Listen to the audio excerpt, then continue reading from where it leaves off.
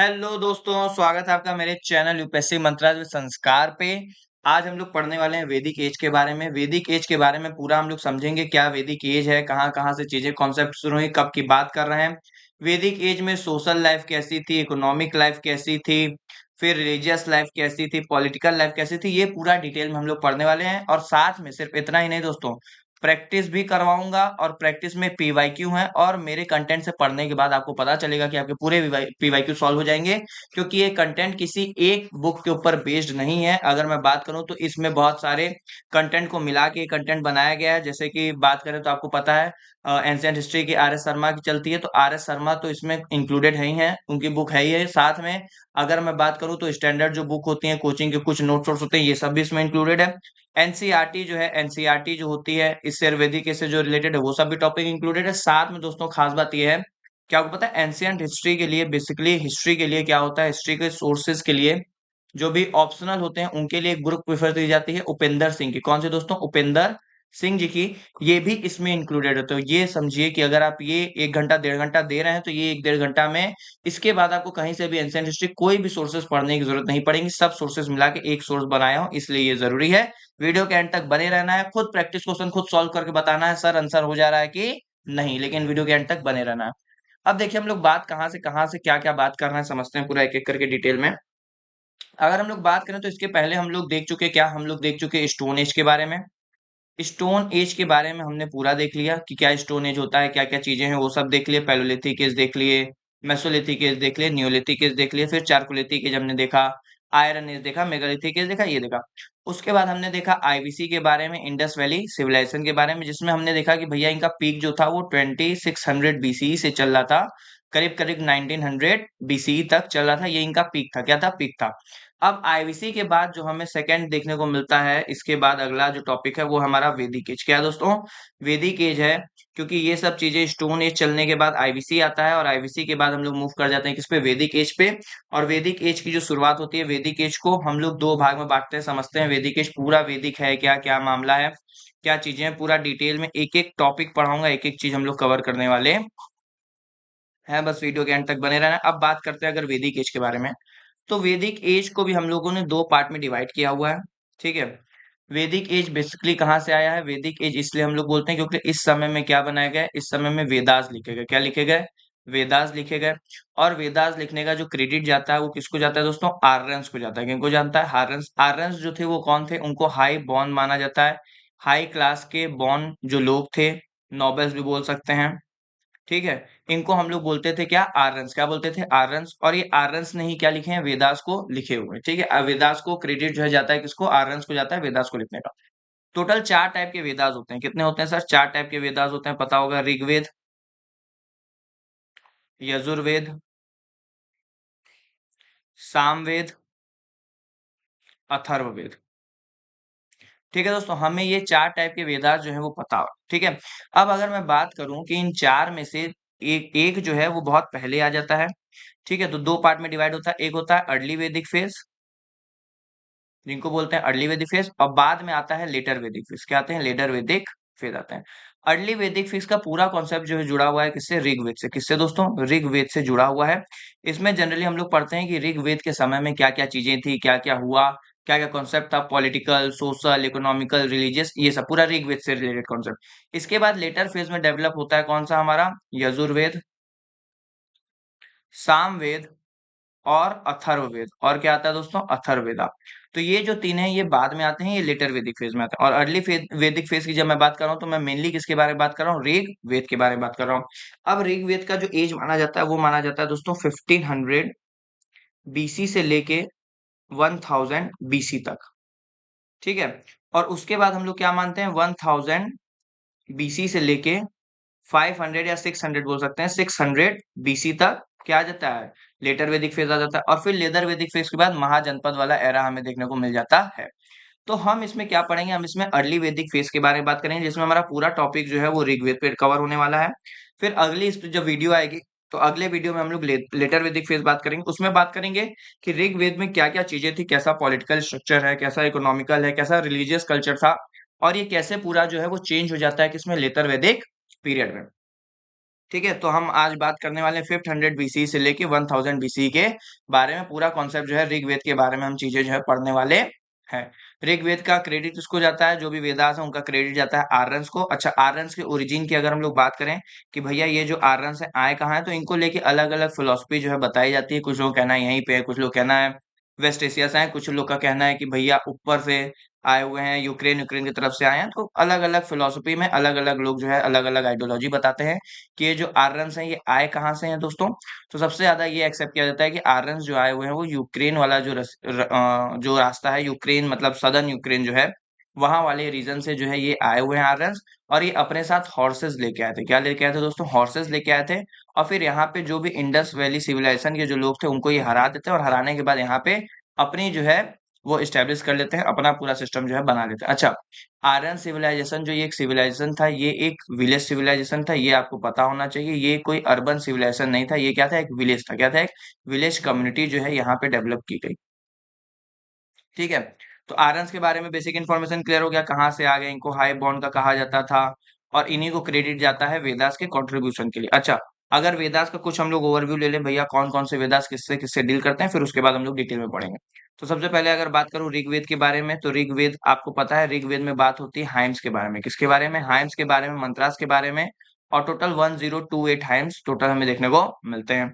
फिर उसके बाद आता है ऋग्वेद के बाद यजुर्वेद। यजुर्वेद की अगर बात करें तो यजुर्वेद में बात की गई है भैया, कोई भी अगर रिचुअल करोगे तो उसका क्या नियम कानून फॉलो करोगे, क्या रूल्स फॉलो करोगे, क्या उसका मेजरमेंट होगा, हवन कुंड क्या होगा, ये सब क्या होगा, ये सब हम लोग डिस्कस करते हैं यजुर्वेद में। फिर आता है सामवेद। सामवेद में हम लोग बेसिकली बात करते हैं साउंड के बारे में, मेलोडीनेस के बारे में, कि भैया कोई भी अगर साउंड है, कोई भी अगर मंत्राज है, तो उस मंत्र का उच्चारण कैसे होगा, उसको तुम बोलोगे कैसे, उसका उच्चारण कैसे करोगे, इसके बारे में। और फिर लास्ट में आता है अथर्ववेद। अथर्ववेद सबसे लास्ट में आता है। इसमें हमें चार्मिंग नजर आएगी।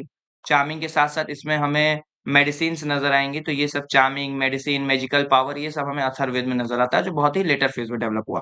तो आज हमारा फोकस एरिया ऋग्वेद रहने वाला है। ऋग्वेद के समय में 1500 बीसी से लेके 1000 बीसी के समय में पॉलिटी कैसी थी, सोशल लाइफ कैसा था, जोग्राफिकल कहाँ पे ये लोग रह रहे थे वो बात करेंगे, और फिर इकोनॉमिक लाइफ देखेंगे। फिर इससे रिलेटेड जितने भी क्वेश्चन रहेंगे उसको हम लोग लगा लेंगे, और हमारा पूरा कॉन्सेप्ट जो है वैदिक का क्लियर हो जाएगा। इसके बाद कहीं से भी कभी भी ऋग्वेद आपको पढ़ने की जरूरत नहीं पड़ेगी। तो सबसे पहला टॉपिक है ज्योग्राफी से। ज्योग्राफी से हम लोग अपनी शुरुआत करेंगे दोस्तों, कि ज्योग्राफी में क्या क्या चीजें हमें समझ में आ रही हैं। तो समझिए, ज्योग्राफी में इनका जो भी एरिया था, ठीक है, आपको पता है कि ये जो है यहाँ वाला इंडस वाला एरिया था, ठीक है। यही इंडस वाले एरिया पे ये लोग भी आते हैं, और यहाँ वाले एरिया पे ये लोग भी आके कब्जा करते हैं। तो इस वाले एरिया को बोलते हैं सप्त सिंधु। क्या बोला जाता है दोस्तों? सप्त सिंधु। सप्त सिंधु कहने का मतलब ये है कि इनका जो भी सिविलाइजेशन, मतलब सिविलाइजेशन बता रहा हूँ, जो भी वैदिक एज के जो भी लोग थे, जो आर्यंस थे, वो जनरली सप्त सिंधु वाले रीजन में रहा करते थे। सप्त सिंधु का मतलब क्या है? कि सात नदियां। क्या है दोस्तों? सात नदियां। सात नदियां कौन कौन सी सात नदियां हैं? एक तो हमारी इंडस हो गई, ठीक है। इंडस के साथ साथ कौन सी हो गई? रवि हो गई, ब्यास हो गया, सतलज हो गया, झेलम हो गया, चेनाब हो गया। पांच तो इसकी ट्रिब्यूटरीज हो गई इंडस की, और एक इंडस हो गया, छह हो गया। और एक क्या है? सरस्वती रिवर। कौन सी? सरस्वती रिवर। तो ये टोटल बात होता है कितने? ये सात रिवर हो गए। इन्हीं सातों रिवर के आसपास जो है पूरे आर्यन्स जो थे वो थे। ठीक है दोस्तों, इसी जो है आसपास पूरे जो है स्टेब्लिश लोग थे। अब ज्योग्राफिकल की अगर हम लोग बात करें क्या क्या इसमें लिखा हुआ है, तो वही जो बताया हूँ कि भैया अर्ली वैदिक एज का एक्नॉलेज हमें कहाँ से मिलता है, कि भैया ये लोग सप्त सिंधु। सप्त सिंधु मतलब land of the seven river. Seven river आपको बता दिया हूँ कौन कौन से सात रिवर थे। इन्हीं के आसपास पूरा जो है इनका ये सिविलाइजेशन जो है पूरा वैदिक एज के लोग जो है आर्यन जो है वो रहा करते थे। जिसमें सिंधु जो है वो किसकी बात हो रही है? इंडस की बात हो रही है, जो मेंशन किया गया है ऋग्वेद में बहुत बार। जो सबसे ज्यादा बार मेंशन किया गया है, जैसे आज हम लोग समझते हैं कि भैया आर्यंस हैं, तो आर्यंस के समय में, उस समय भी, जैसे आज के समय में होली, गंगा गंगा गंगा रिवर का बहुत ज्यादा इंपॉर्टेंस है, तो हमें लगता है भैया उस समय भी गंगा रिवर का ही इंपॉर्टेंस होगा। लेकिन गंगा रिवर आपको बताऊं बहुत ही कम मेंशन है, मुश्किल से एक दो बार खाली मेंशन है ऋग्वेद में। और ज्यादातर जो मेंशन किया गया, सबसे ज्यादा जो मेंशन किया गया किस रिवर के बारे में किया गया? इंडस रिवर के बारे में किया गया है। Indus also had a various tributaries joining from the east west से, सच एज बता ही दिया, रवि, ब्यास, सतलज। अच्छा, इन रिवर का अलग अलग नाम था पहले के समय में। तो इससे बहुत सारे क्वेश्चन डायरेक्ट आ जाते हैं कि पहला का नाम क्या था ये बता दीजिए। तो पहला नाम आपको दोस्तों याद कर लेना एकदम। पहले नाम से डायरेक्ट जो है वो हमें क्वेश्चन देखने को मिल सकता है। तो कौन कौन सा किसका क्या क्या पहला नाम था ये देखिए। एक तो देखिए हमें सिर्फ देखना नहीं दोस्तों, हमें यहाँ पे याद करते हुए चलना है। रावी का है परूसनी रिवर। परूसनी रिवर क्या है? रावी का। इसको कैसे याद करेंगे? आपने सुना होगा आजकल ट्रेंड चल रहा है कि कोई भी जब पॉडकास्ट होता है कुछ होता है तो उसमें कहा जाता है आपकी पीआर टीम बहुत बढ़िया, आपकी पीआर टीम ये कर रही है, आपकी पीआर टीम ये कर रही है। तो पीआर से याद रख लीजिए भैया पारूसनी रिवर, और यही पारूसनी रिवर ही को क्या बोलते हैं आज के समय में? रावी रिवर। क्या बोलते हैं? रावी रिवर। तो एक तो मुझे पीआर याद हो जाएगा सर आराम से, पीआर का कोई टेंशन नहीं है। दूसरा मुझे याद हो जाएगा सुतुदरी का मतलब हो गया सतलज। सुतुदरी का मतलब हो गया सतलज, ये मुझे दो याद हो गया। तीसरा है विपाशा, और विपाशा का क्या है? ब्यास है। तो वी पासा, और विपाशा का क्या है? ब्यास है। क्या याद रखना है? ASSA, ASSA, ASSA। तो ब्यास में क्या आया? ब्यास में AS आया आखिरी में, उसको उल्टा कर दीजिए तो क्या बन गया? आखिरी में विपाशा में ऐसे बन गया। क्या बन गया? ऐसे बन गया। तो विपाशा, ब्यास, पारूसनी, रवि, सुतुदरी, सतलज याद रहेगा। चेनाब का याद रखेंगे। चेनाब का क्या हो जाएगा? चेनाब का हो जाएगा अस्कनी चेनाब। अस्कनी चेनाब, अस्कनी का हो गया चेनाब, और वितासे का हो गया झेलम। वितासे का हो गया झेलम। ये दोनों आपको याद रखना पड़ेगा कि भैया गर्मी बहुत ज्यादा है। जब गर्मी बहुत ज्यादा होती है तो किसकी जरूरत पड़ती है गर्मी में? सर गर्मी में तो एसी की जरूरत पड़ती है ना। तो क्या हो गया? क्या याद रखना? एसी। एसी का मतलब सर सी से चेनाब हमें याद रहेगा, ए से अस्कनी हमें याद रखना। तो अस्कनी को क्या बोलते हैं? चेनाब। क्या बोलेंगे? चेनाब। और आखिरी बचा वितासे। वितासे को क्या बोलेंगे? झेलम। क्या बोलेंगे? झेलम। विजय। विजय क्या है? विजय याद रखना है। विजय कि आप लोग बढ़िया से मेहनत करेंगे, पढ़ाई करेंगे तो आप लोग भी क्या होंगे? एक दिन सफल जरूर होंगे, विजय जरूर होंगे। तो विजय, विजय मतलब कि वितासे और झेलम। अच्छा, वितासे विपाशा में कंफ्यूजन हो सकता है, तो वितासे और विपाशा में कंफ्यूजन क्लियर करने का सिंपल सा लॉजिक क्या हो जाएगा कि भैया यहाँ आ रहा है SA, तो इसके रिवर में भी इसका AS आना चाहिए। तो क्या हो गया? ब्यास। क्या हो गया? ब्यास। तो ये 1 2 3 4 5, ये पांचों का पांचों दोस्तों आपको याद रखना होगा। एक ये 5 हमें मिली, साथ में इंडस थी जिसको क्या बोलते थे? सिंधु, ये तो सबको याद है। और एक थी सरस्वती रिवर। सरस्वती रिवर। और यही सातों मिलके क्या बना? ये सब तो सिंधु वाला रीजन बना ली। अब मेरे साथ एक बार बस तुरंत तुरंत जो है लिख लेना है सब रिवर को, किस रिवर को क्या नाम बोल रहे हैं, जल्दी जल्दी जल्दी लिखना है। अब तक याद हो जाएगा। जब तक कॉपी पेन कलम नहीं चलेगा कुछ होने वाला नहीं है। बता दे रहा हूँ, अगर नोट्स ले रहे हैं तो नोट्स लिखते रहिए साथ में। साथ में चीजें लिखते हुए जितना चलेंगे उतनी क्लैरिटी जो है वो होती रहेगी। अब समझिए यहाँ पे इसको जो है मैं पूरा कवर कर दे रहा हूँ। एक ब्लैंक पेज ले लूं क्या? हम्म चलिए एक ब्लैंक ब्लैंक पेज पे आ जाते हैं, फिर देखते हैं कि कितना हम लोग से सॉल्व हो पा रहा है। यहाँ पे इसके नीचे भी एक पेज होगा। हम्म, हम्म, हम्म, हम्म, चलिए यहाँ पे आ जाते हैं। ठीक है, तो भैया पहले पांचों रिवर का नाम लिख लेंगे। एक का हो गया रवि। ठीक है, यहाँ पे लिख रहा हूँ। एक का हो गया रवि, एक का हो गया ब्यास, एक का हो गया सतलज, एक का हो गया चेनाब, और एक का हो गया झेलम। ये पांचों रिवर हो गई, दिख रही हैं, क्लियर है पांचों रिवर। ठीक है दोस्तों, अब रवि की अगर हम लोग बात करें तो सर रवि का आप बताए थे कि आजकल पीआर टीम बहुत तेज से चली है। पीआर मतलब क्या हो गया? पी से पारूसनी रिवर। तो पारूसनी ही रिवर को हमने क्या नाम दे दिया? रवि। क्या बोल दिए? रवि बोल दिए। सर ब्यास से मुझे याद आया विपाशा। क्या याद आया? विपाशा। सा से एस, सा से एस, विपाशा। सर सतलज का तो मुझे याद है सूतुधारी करके कुछ था, तो ये वाला हो जाएगा। सतलज तो आसान है, याद रहेगा, SS। चेनाब की बात करें तो चेनाब में बताया था सबसे जरूरी क्या है गर्मी में? AC।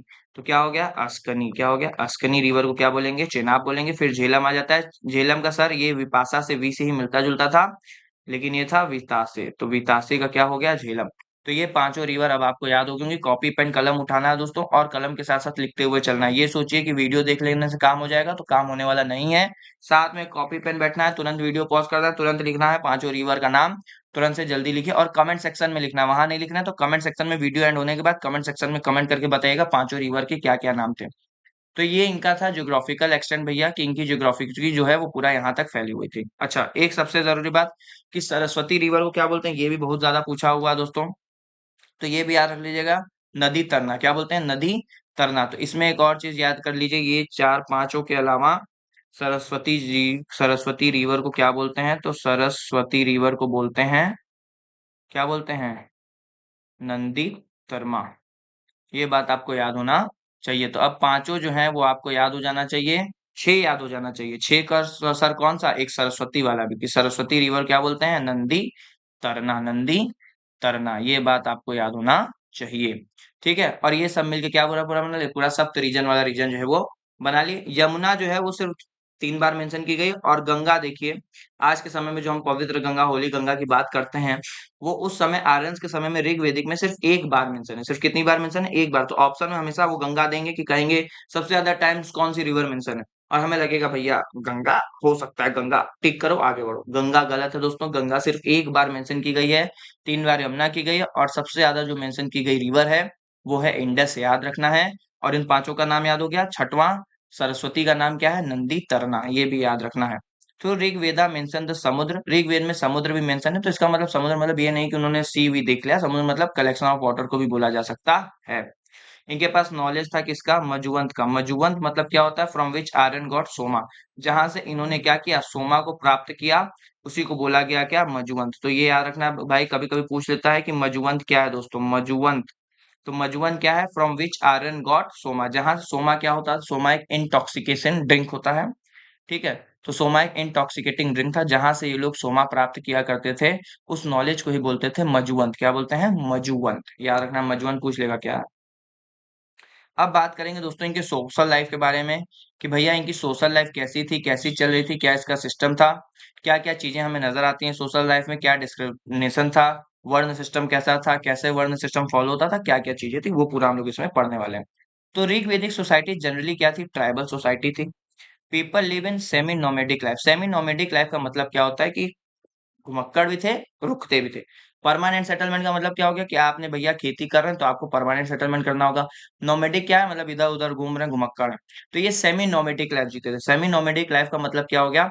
कि भैया इधर है, फिर इधर है, फिर इधर है, फिर इधर है, मतलब घूम फिर भी रहे हैं, सेटल भी हो जा रहे हैं, घूम फिर भी रहे हैं और सेटल भी। इसीलिए घूम फिर रहे हैं दोस्तों, क्योंकि इनका मेन ऑक्यूपेशन जो था, इनका मेन ऑक्यूपेशन जो था, मेन काम जो था, वो एग्रीकल्चर नहीं था।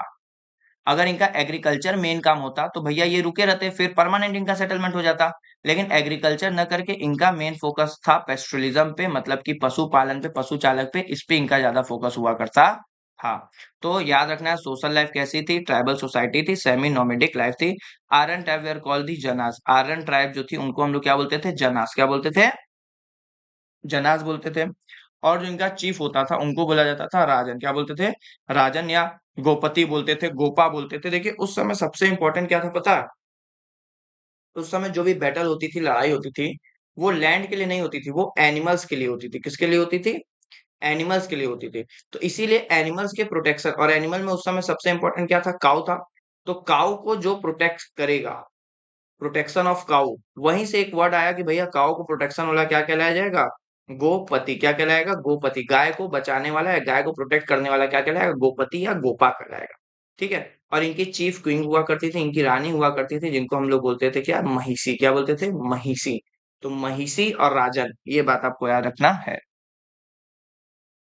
फिर यहाँ पे आ जाते हैं, in order to get their cattle back the Vedic god इंद्राज was invoke as many battle known as. ये दोस्तों बहुत जरूरी है कि इसमें अगर बात आ जाए कि भैया ये लोग हवन कुंड पूजा पाठ ये सब किया करते थे, तो सबसे ज्यादा ये लोग किस भगवान की पूजा किया करते थे?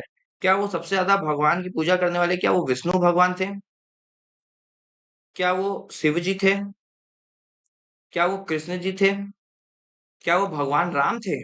तो दोस्तों ये सभी आंसर क्या होगा? गलत हो जाएगा, क्योंकि उस समय जो ऋग वैदिक पीरियड में सबसे ज्यादा पूजा होती थी वो इंद्र की होती थी। और इंद्र को पुरंदर कहा जाता था, डिस्ट्रॉयर कहा जाता था, फोर्ट को तोड़ने वाला, फोर्ट का डिस्ट्रॉयर कहा जाता था, किनको? इंद्र को। और इंद्र के बारे में बहुत ज्यादा ही मेंशन किया गया है ऋग्वेद में। तो इंद्र का नाम दोस्तों याद रखना है। इंद्र को अलग अलग नाम से जाना जाता था, जैसे गविष्ठी, गवेषणा, गोसु, गवार, to search for the cow were fought between the Aryans and the पानिस। अच्छा, पानिस क्या होते थे? आर्यंस और पानिस की जब लड़ाई होती थी तो इंद्र को कॉल करते थे आर्यंस, इंद्र को बुलाते थे, भैया आप आइए हम लोग की क्या करिए? रक्षा करिए। और इंद्र का ये अलग अलग नाम है, ये अलग अलग नाम जान लीजिए दोस्तों। बहुत एग्जाम में देखा हूँ डायरेक्ट ये पूछा है कि गविष्ठी किसके लिए है, गवेषणा किसके लिए है, गोसु किसके लिए है, और गव्य। तो अगर ये सब दे दे चारों टर्म और पूछ ले कि बताइए किसके लिए है या कि क्या है, तो ये गॉड का नाम है, किंग गॉड का, इंद्रदेव का नाम है। अब यहाँ लड़ाई होती है किसके बीच में, आर्यंस और पेनिस के बीच में। पेनिस कौन लोग होते थे, पेनिस जनरली वो ट्रेडर्स हुआ करते थे, या बोल सकते हैं बिजनेसमैन हुआ करते थे, जो क्या किया करते थे, व्यापार करते थे, बिजनेसमैन होते थे। और ये जो भी रिचुअल्स ये आर्यंस लोग फॉलो करते थे, उस रिचुअल्स को ये लोग फॉलो नहीं किया करते थे, उस रिचुअल्स को ये लोग मानते नहीं थे, उनको बोला गया पेनिस। क्या बोला गया, पेनिस बोला गया। तो इन दोनों की लड़ाई भी हमें यहाँ पे देखने को मिलती है, ये बात याद रखना। आगे बात करें दोस्तों सोसाइटी के बारे में, इनके वर्ण सिस्टम के बारे में कि इनका वर्ण सिस्टम कैसा था। दोस्तों उस समय कास्ट वास्ट सिस्टम कुछ आया नहीं था, कास्ट वास्ट तो बहुत लेटर पीरियड में डेवलप हुआ है, उस समय वर्ड चलता था वर्ण के बारे में। अच्छा देखिए ऋग्वेद में अगर मैं बात करूं, तो ऋग्वेद में टोटल जो किताबें हैं वो 10 मंडल हैं। कितने मंडल हैं, 10 मंडल हैं। इस 10 मंडल में 10th मंडल में जो 10th वाली मंडल किताब है, उसमें वर्ड लिखा हुआ है पुरुषत्व। क्या लिखा है, पुरुषुप्ता के बारे में लिखा हुआ है, पुरुषुप्ता। और ये जो पुरुषुप्ता है यही बताते हैं 4 वर्ण के बारे में। किसके बारे में, 4 वर्ण। तो जो हमें 4 वर्ण के बारे में पता चलता है वो पुरुषुप्ता से पता चलता है। और पुरुषुप्ता कहाँ है, 10वें मंडल में हमें देखने को मिला है पुरुषुप्ता के बारे में। और इसी में वो बताते हैं कि भैया ब्राह्मण जो है वो मुख से निकले हुए एक आदमी है, ठीक है। ये क्या है, एक आदमी है। ब्राह्मण जो है इनके मुख से निकले हुए हैं, ठीक है। बाजुओं से कौन निकला, इनके हाथ से क्षत्रिय निकले हुए हैं, ठीक है। इनके पेट से और ये मिडिल वाले पार्ट से कौन निकला है, वो वैश्य निकले हुए हैं। और इनके फुट से कौन निकले हैं, लोअर कास्ट के लोग निकले हैं, मतलब शूद्रास निकले हैं। कौन निकले हैं, शूद्रास निकले हैं। तो 4 वर्ण की बात करते हैं, ब्राह्मण, क्षत्रिय, वैश्य, शूद्रास की। लेकिन ये बात समझिए कि इस समय जो ये बात कर रहे हैं, इस समय जो हमारे पास ये 4 वर्ण थे, ये बर्थ के बेसिस पे, जैसे आज बर्थ के बेसिस पे डिसाइड हो जाता है कि भैया अगर हम ब्राह्मण के जन्म में पैदा हुए, ब्राह्मण कुल में पैदा हुए, तो हम ब्राह्मण। उस समय ऐसा नहीं होता था, उस समय कार्य के ऊपर था कि भैया आप कौन सा कार्य करते हैं, आपका ऑक्यूपेशन क्या है। तो वहां पे आपको ये समझना पड़ेगा दोस्तों कि ऋग्वेदिक पीरियड में वर्ण थे, यस और नो। तो जी सर वर्ण बिल्कुल थे, इसमें कोई दिक्कत की बात नहीं, 4 वर्ण भी थे। लेकिन वो 4 वर्ण का बेसिस क्या था, क्या उनका बेसिस बाय बर्थ था, बर्थ के थ्रू जो भी हो जाता था उसको मान लेते थे, तो इसका आंसर हो जाएगा गलत सर, बर्थ के थ्रू नहीं था। इनका जो भी था वो किसके थ्रू था, ऑक्यूपेशन के। ऑक्यूपेशन का मतलब क्या है, वो क्या काम कर रहे हैं। मान लीजिए कि कोई है जो वर्ण में, जो मान लीजिए क्षत्रिय, क्या है, क्षत्रिय। लेकिन अभी जो क्षत्रिय जो है, ये हथियार न उठा के, ये क्षत्रिय हथियार न उठा के ये पूजा पाठ शुरू कर दिया। क्या शुरू कर दिया, पूजा पाठ शुरू कर दिया, पूजा पाठ कर रहा है अपना, ठीक है। या फिर मान लीजिए ये व्यापार शुरू कर दिया, अपना बिजनेस शुरू कर दिया, तो ये क्या मान लिया जाएगा, ये इसको वैश्य मान लिया जाएगा, न कि क्षत्रिय। तो ये ऑक्यूपेशन पे बेस्ड होता था, काम पे बेस्ड होता था। लेटर वैदिक फेज में यही अंतर होगा कि लेटर वैदिक फेज से जब हम लोग बात करेंगे, तो जो अभी तक वर्ण सिस्टम हमने अडॉप्ट किया था ऑक्यूपेशन के बेसिस पे, वो चेंज होके क्या हो जाएगा, बर्थ के बेसिस पे हो जाएगा लेटर वैदिक फेज में। और यही कारण है कि आगे चल के फिर दिक्कतें हमें देखने को पड़ेंगी और बहुत ज्यादा वर्ण सिस्टम क्या हो जाएगा, रिजिड हो जाएगा। इस समय जो भी वर्ण सिस्टम था बहुत ज्यादा फ्लेक्सिबल था, उतने नियम कानून और उतनी चीजें जो है स्ट्रिक्टली फॉलो नहीं होती थी। बहुत ही फ्लेक्सिबल वर्ण सिस्टम इस समय हमें देखने को मिलता है। Society was not divided into caste line पे डिवाइडेड नहीं थी। Even the rajan, purohit, artisan etcetera क्या थे, पार्ट थे। The occupation was not the based on the birth, कि भैया जो भी ऑक्यूपेशन होता था वो बर्थ के ऊपर बेस्ड नहीं था कि भैया तुम यहाँ जन्मे तो तुम यही काम करोगे, वो तुम्हारे ऊपर है, तुम कुछ भी काम कर सकते हो।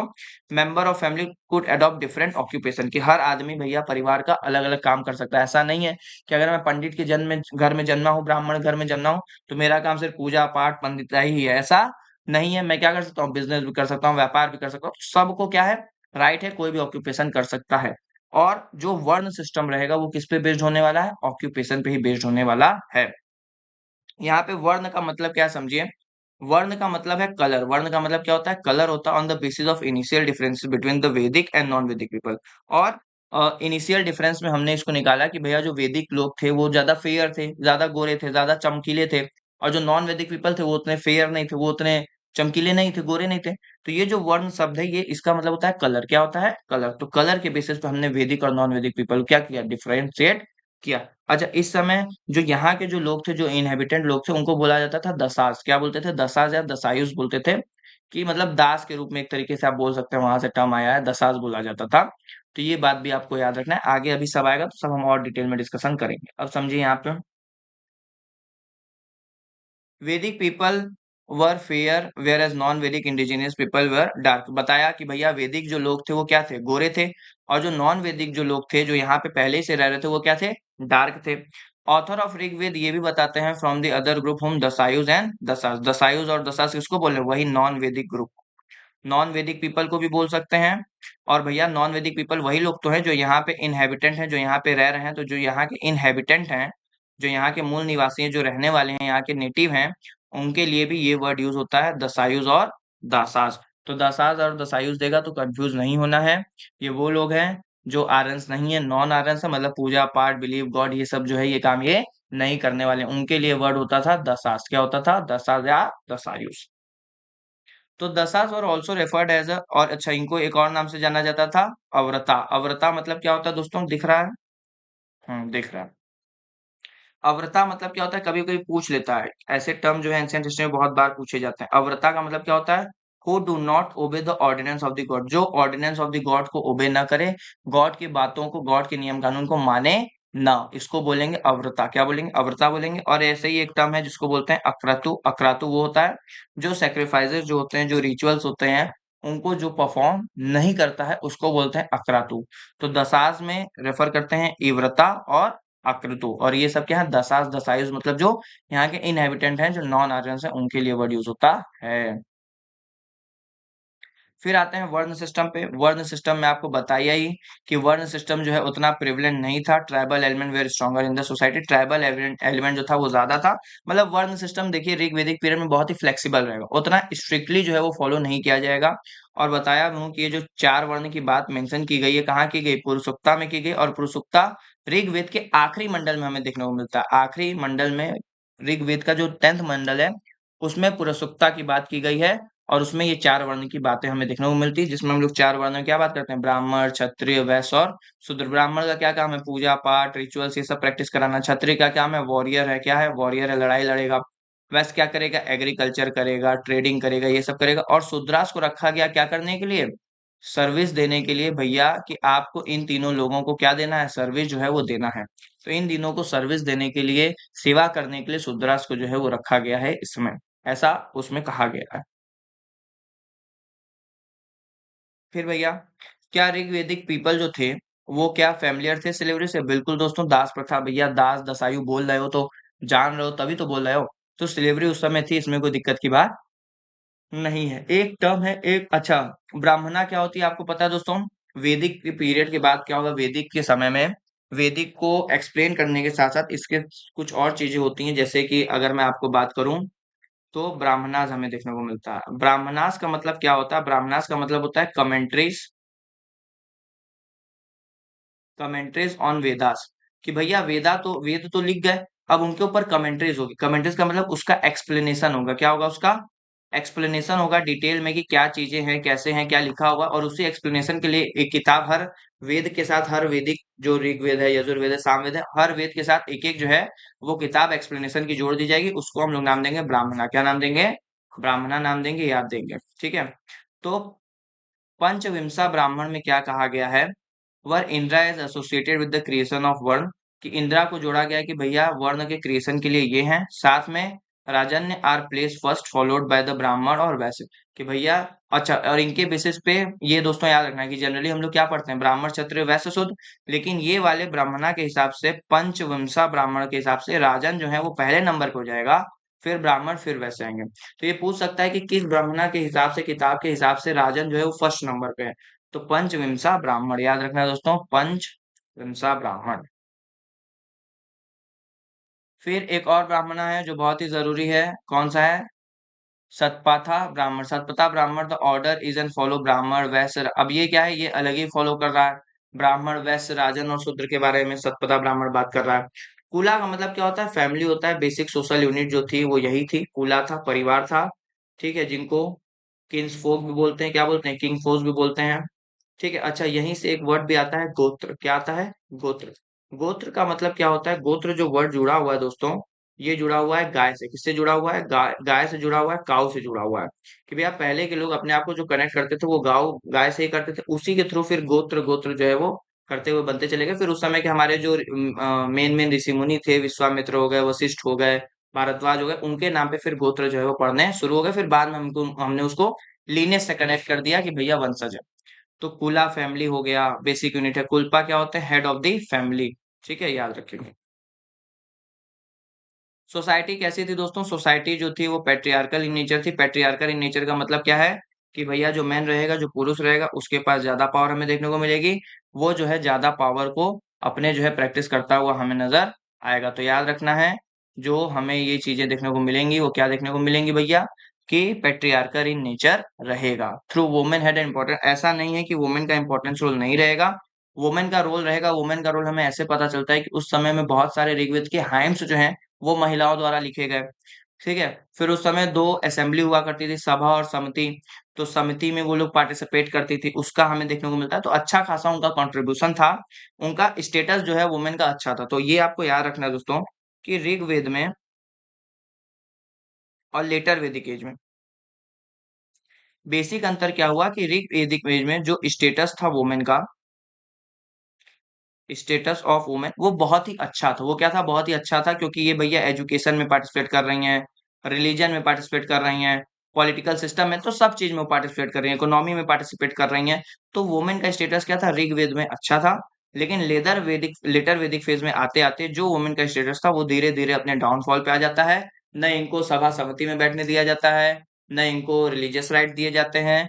तो धीरे धीरे जो है लेटर वैदिक फेज में वुमेन का स्टेटस जो है वो कम हो जाता है। लेकिन हम लोग यहाँ अर्ली वैदिक फेज की बात करें तो हम लोग बात करेंगे भैया कि वुमेन का स्टेटस अच्छा खासा हमें देखने को मिलता है। इसी बात पे आपको क्या मुझे बताना है?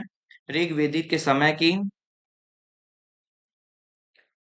दो जो हैं वो आपको वुमेन्स के बारे में बताना है, सेग वुमेन्स के बारे में बताना है, जिन्होंने क्या लिखा है? हाइम्स के लिए कंट्रीब्यूशन दिया है ऋग्वेदिक में। दो कमेंट सेक्शन में कमेंट करके उसको जल्दी से आपको बताना है।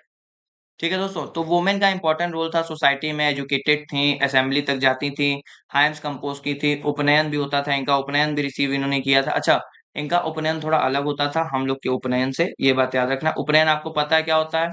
उपनयन सेरेमनी, जैसे कि अगर मैं आपको दिखाऊं प्रैक्टिकली उपनयन क्या होता है, तो अभी जो है वो मैं धारण किया हुआ हूं उपनयन, ये आप देख सकते हैं। ये जो सेक्रेट थ्रेड है, इसी सेक्रेट थ्रेड को क्या बोल रहे हैं? इसी सेक्रेट थ्रेड को दिख रहा है आप लोगों को? हाँ, इसी सेक्रेट थ्रेड को क्या बोल रहे हैं? उपनयन बोलते हैं। क्या बोलते हैं? उपनयन। तो उपनयन सेरेमनी होती है, और वो उपनयन सेरेमनी जो है वो सिर्फ अलाउ था वर्ण में तीन ही लोग को। ब्राह्मण्स को अलाउ था, क्षत्रिय को अलाउ था, और वैश्य को अलाउ था। शूद्रास को जो है वो हमने अलाउ नहीं किया हुआ था। ब्राह्मण, क्षत्रिय और वैश्य को ये अलाउ था। उपनयन सेरेमनी, इसको ट्वाइस बॉर्न के नाम से भी जाना जाता था। कि भैया ट्वाइस बॉर्न मतलब कि द्विजात जन्म, की इसके बाद जो है दूसरा जन्म आपका हो जाता है उपनयन। तो ये महिलाओं को भी उपनयन जो है वो रिसीव करने का राइट्स जो है वो था उस समय, याद रखना आपको। ठीक है। वुमेन जो है वो अटेंड किया करती थी मीटिंग ऑफ विधाता। विधाता मीटिंग क्या होती है दोस्तों? विधाता एक बहुत ही बड़ी मीटिंग होती थी, जिसमें हर एक चीज को डिस्कस किया जाता था, पॉलिटिकल, इकोनॉमिकल, और हर एक लोग पार्टिसिपेट करते थे। और विधाता की दो सिस्टर कहा गया है। क्या कहा गया है? टू सिस्टर्स कहा गया है। विधाता की दो सिस्टरें हैं। कौन कौन सी दो सिस्टर है? एक सभा है, और एक क्या है दोस्तों? समिति है। सभा और समिति, आगे हम लोग बात करेंगे सभा किससे रिलेटेड है, समिति किससे रिलेटेड है। इनको टू डॉटर जो है, टू डॉटर, सिस्टर बता रहा हूँ, टू डॉटर। विधाता की दो डॉटर जो है, दो बेटियां जो है वो कहा गया है सभा और समिति को। तो वो भी हम लोग आगे बात करने वाले हैं। यहाँ तक सब क्लियर है दोस्तों? कोई दिक्कत, कोई समस्या, कोई परेशानी नहीं? आगे आइए।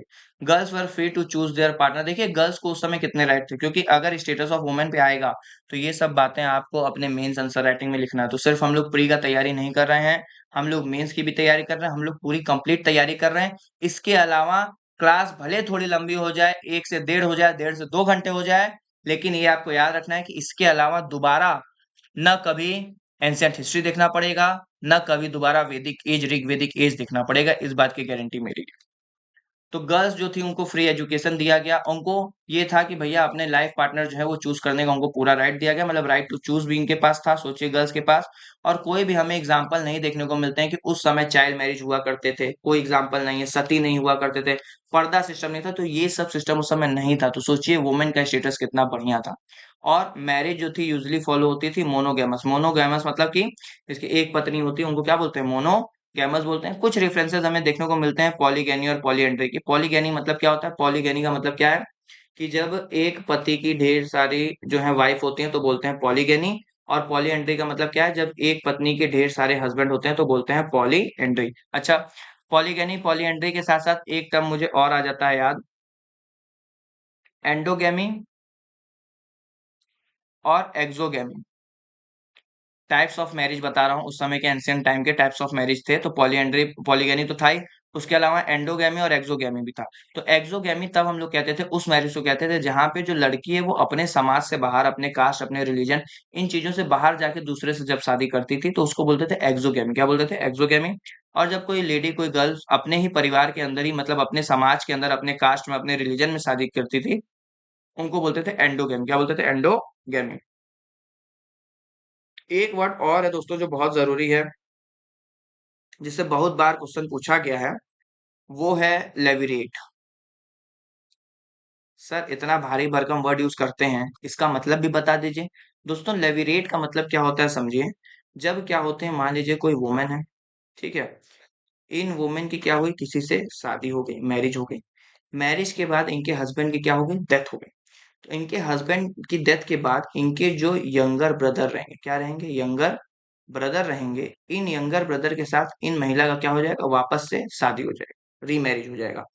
तो हस्बैंड के डेथ के बाद उनके यंगर ब्रदर से क्या कर लेना, शादी कर लेना, मैरिज कर लेना, ही कहलाता है लेविरेट। क्या बोलते हैं उसको, लेविरेट।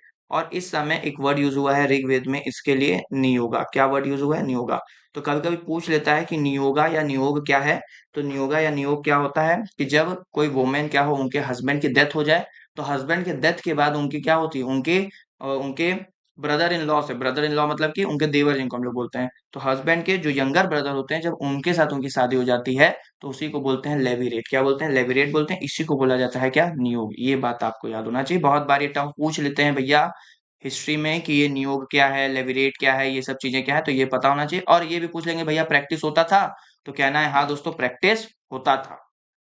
तो नियोग के बाद क्या है कि marrying the husband younger brother, दिखाई दे रहा है, हाँ, marrying the husband younger brother on the death of the husband, husband के डेथ के बाद क्या कर लेना, यंगर ब्रदर से शादी कर लेना, विडो रीमैरिज जिसको हम लोग बोलते हैं, वो क्या है, नियोग। उस समय प्रैक्टिस होता था। तो पूछ लेंगे नियोग होता था फॉलो कि नहीं होता था, तो क्या बताना, उस समय सर फॉलो होता था। तो ये थी इनके सोशल लाइफ के बारे में।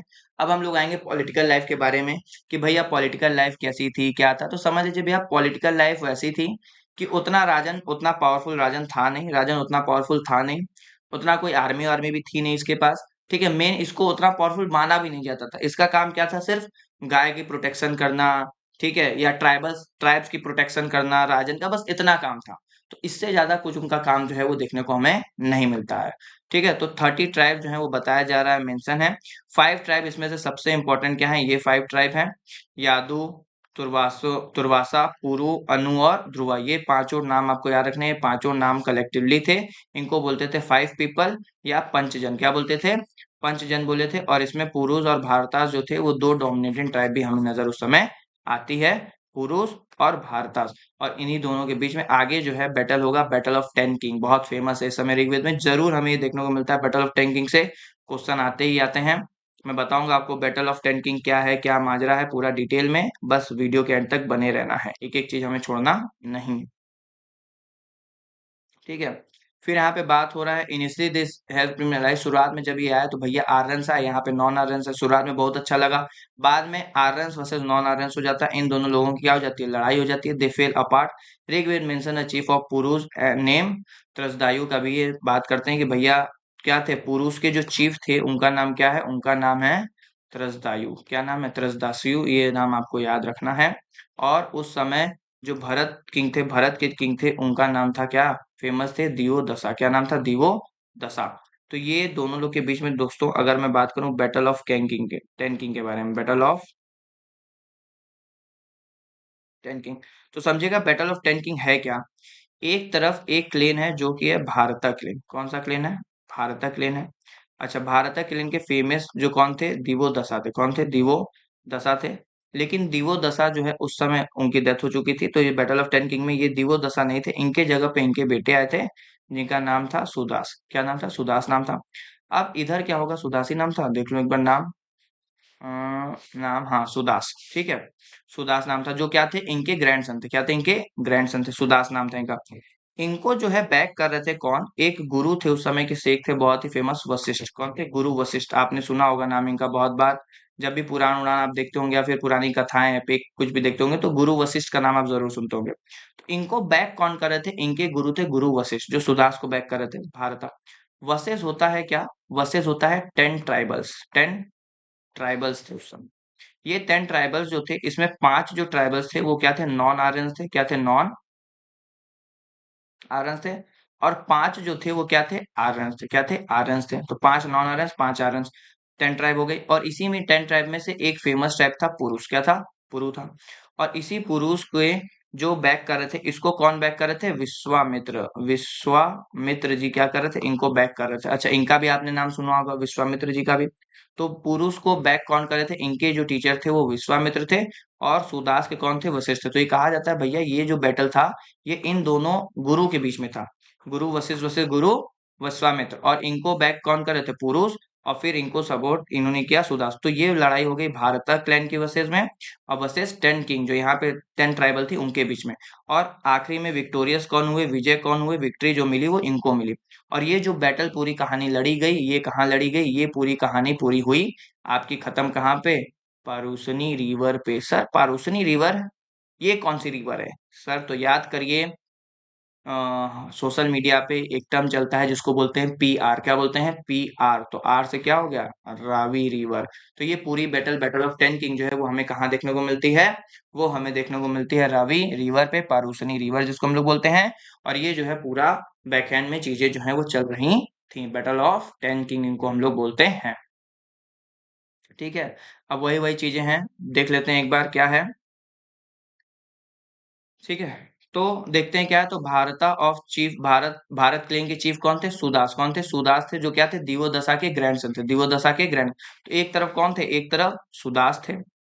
Fought against the conspiracy of 10 tribe. और इधर कौन थे, इधर थे 10 ट्राइब। कौन से थे, 10 ट्राइब थे। जिसमें पुरुष जो है वो सबसे इंपॉर्टेंट रहते हैं। पुरुष और their form allies as a part of the confederacy indicate political awareness.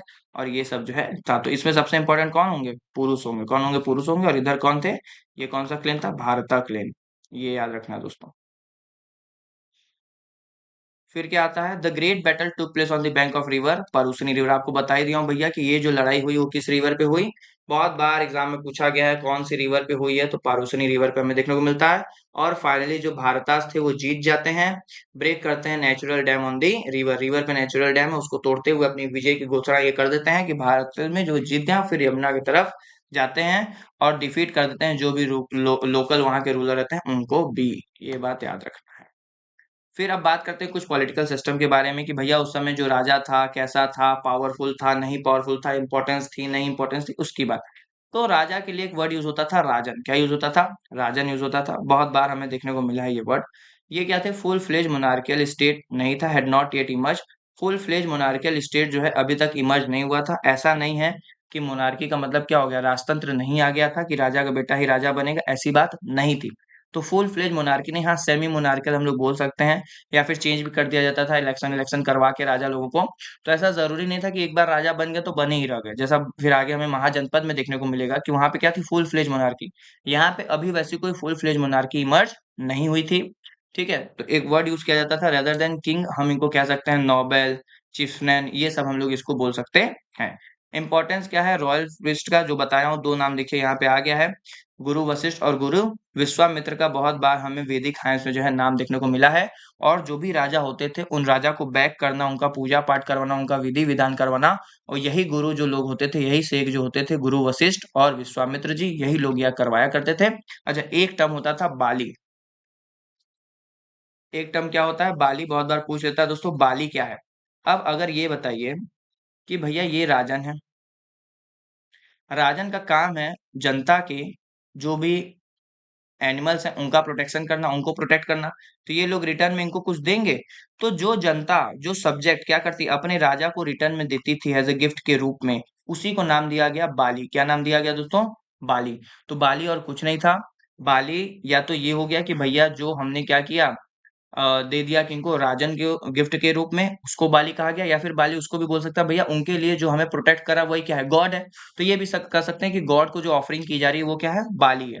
तो बाली का मतलब ये भी हो सकता है कि गॉड को जो ऑफर की जा रही है, या फिर बाली का मतलब ये भी हो सकता है जो राजा को प्राप्त होता है एज अ अपने लोगों से, सब्जेक्ट से गिफ्ट के रूप में, उसको क्या बोलते हैं, बाली। तो बहुत बार पूछ लेता है कि बाली क्या है, तो कंफ्यूज नहीं होना है कि बाली क्या है। तो बाली क्या है दोस्तों, bali refers to offering made to a god, made to a god, की गॉड को जो ऑफर कर रहे हैं। या फिर it also means tribute periodically offer by the clansman to the rajan, की भैया जो जनता है, जो सब्जेक्ट है, वो लोग क्या कर रहे हैं, मिलके गिफ्ट जो दे रहे हैं, जो तोहफा दे रहे हैं राजन को, उसी को हम लोग बोल रहे हैं बाली। क्या बोल रहे हैं दोस्तों, बाली बोल रहे हैं। आगे बात करें, आगे क्या दिया हुआ है, द ऋग्वेद मेंशन असेंबली। हाँ, अब ये आता है सबसे इंपॉर्टेंट बात, ये सबसे इंपॉर्टेंट है, इसको मिस नहीं करना है। जो मैं बताया था आपको कि भैया विधाता था, ठीक है, विधाता, इसमें दो उसके डॉटर थे, एक थे सभा और एक थी समिति। देखिए इसमें हमेशा कंफ्यूजन होता है, लेकिन आज के बाद कभी कंफ्यूजन नहीं होगा, हो ही नहीं सकता आज के बाद कंफ्यूजन, क्योंकि मैं बहुत आसान भाषा में समझा रहा हूँ आपको। अगर आज के बारे में हम लोग बात करें नॉर्मल, अगर मैं आपसे पूछूं कि भैया सभा क्या होती है, तो सभा का इंग्लिश क्या होगा, सभा का इंग्लिश आज के समय में असेंबली होगा। कोई दिक्कत, सभा को क्या बोलेंगे, असेंबली बोलेंगे। ठीक है, सभा को क्या बोलते हैं, असेंबली ही बोलते हैं। तो ये जो थी असेंबली जो थी, इसको मिला दीजिए यहाँ पे इसके अपोजिट साइड। मतलब कि उस समय क्या था, अपोजिट था। जैसे आज हम लोग सभा को क्या बोलते हैं, असेंबली बोलते हैं। सभा मतलब असेंबली। उस समय जो असेंबली होती थी वो सभा नहीं, उस समय वो समिति होती थी। क्या होती थी, समिति होती थी। बस इसी को उल्टा कर देना है। तो समिति जो है वो और कुछ नहीं, क्या होती थी, लार्जर असेंबली हुआ करती थी, एक बड़ी असेंबली हुआ करती थी, जिसमें हर लोग जो है वो पार्टिसिपेट किया करते थे, राजन इनको प्रिसाइड करते थे। और हर लोग, चाहे वुमेन हो, मैन हो, हर लोग इसमें क्या करते थे, पार्टिसिपेट करते थे। तो सभा मतलब असेंबली हो गई, लेकिन इसका उल्टा कर देना, इसका क्या कर देना, उल्टा कर देना। तो याद रखना है, आज के समय से रिलेट करेंगे कि आज के समय में सभा को क्या बोलते हैं, असेंबली बोलते हैं, और उसको रिवर्स कर देंगे कि भैया सभा को असेंबली बोलते हैं, तो उस समय सभा असेंबली नहीं होगी, उस समय समिति क्या होगी, असेंबली होगी। अच्छा, तो समिति को क्या बोलते हैं, समिति का मुझे समझ में आता है सर, ये समिति कुछ काउंसिल ऑफ मिनिस्टर जैसा नहीं लग रहा है, काउंसिल ऑफ मिनिस्टर समिति लग रहा है। तो यहाँ पे भी इसको भी रिवर्स कर देंगे, तो समिति काउंसिल ऑफ मिनिस्टर नहीं हो जाएगा, सभा काउंसिल ऑफ मिनिस्टर हो जाएगी। और जब सभा काउंसिल ऑफ मिनिस्टर हो जाएगी, मतलब कि भैया क्या काउंसिल ऑफ मिनिस्टर में सब पार्टिसिपेट कर लेते हैं, क्या सब लोग आ जाते हैं, नहीं सर, इसमें तो कुछ इलेक्टेड लोग आते हैं, कुछ हाई क्लास के लोग आते हैं, कुछ इलीट पीपल्स आते हैं, कुछ नोबल्स लोग आते हैं, या फिर हम कह सकते हैं कुछ जो एल्डर्स हैं वो इसका पार्टिसिपेट करते हैं। तो कुछ एल्डर्स, नोबेल या इलीट क्लास लोग जब इसमें पार्टिसिपेट करते हैं और अपनी राय देते हैं, एडवाइस देते हैं राजन को, तो इसको बोला जाता है सभा। अब याद रहेगा सभा समिति में डिफरेंस, कि सभा का मतलब क्या हो गया, कि जब इलीट क्लास के लोग हो गए, कोई एल्डर्स पीपल हो गए, वो लोग जो पार्टिसिपेट किए, कुछ ही लोग रहेंगे, सब तो रहेंगे नहीं, कुछ लोग रहेंगे, लिमिटेड लोग, तो उनको नाम दे दिए सभा। और समिति में लार्जर असेंबली। अच्छा, सभा में वुमेन्स जो है वो अलाउ नहीं थी, समिति में क्या थी, वुमेन जो है वो अलाउ रहती है। तो यही बेसिक अंतर है सभा और समिति में। बहुत बार क्वेश्चन है, बहुत बार, हर एग्जाम में पूछा है, हर एग्जाम में, कोई ऐसा एग्जाम नहीं जिसमें सभा समिति नहीं पूछा है। अब आपसे ये गारंटी है कि सभा समिति उल्टा नहीं होगा, मतलब दिक्कत नहीं होगी, गलत नहीं होगा, बस हमें उल्टा कर देना। आज के समय से सभा समिति समझिए कि समिति मतलब काउंसिल ऑफ मिनिस्टर, सभा मतलब असेंबली, और बस इसको रिवर्स मार दीजिए कि समिति हो जाएगी असेंबली और सभा हो जाएगा मिनिस्टर। लार्जर सोसाइटी नहीं, जो इलीट क्लास के लोग रहेंगे, जो एल्डर्स लोग रहेंगे, वो पार्टिसिपेट करेंगे किसमें, सभा में। बस इतना याद रखना, अपना काम हो गया। अब वही बात की गई सभा और समिति के बारे में, कि इनके फंक्शन की बात करें तो सभा क्या है, seems to smaller more elite gathering होती थी, या फिर बोल सकते हैं कि एल्डर्स जो थे वो इसमें पार्टिसिपेट किया करते थे सभा में। और समिति जो होती थी क्या है, लार्जर असेंबली है, जिसमें हर लोग पार्टिसिपेट करते थे, वुमेन भी इसमें पार्टिसिपेट किया करती थी। ये बात दोस्तों याद रखना है।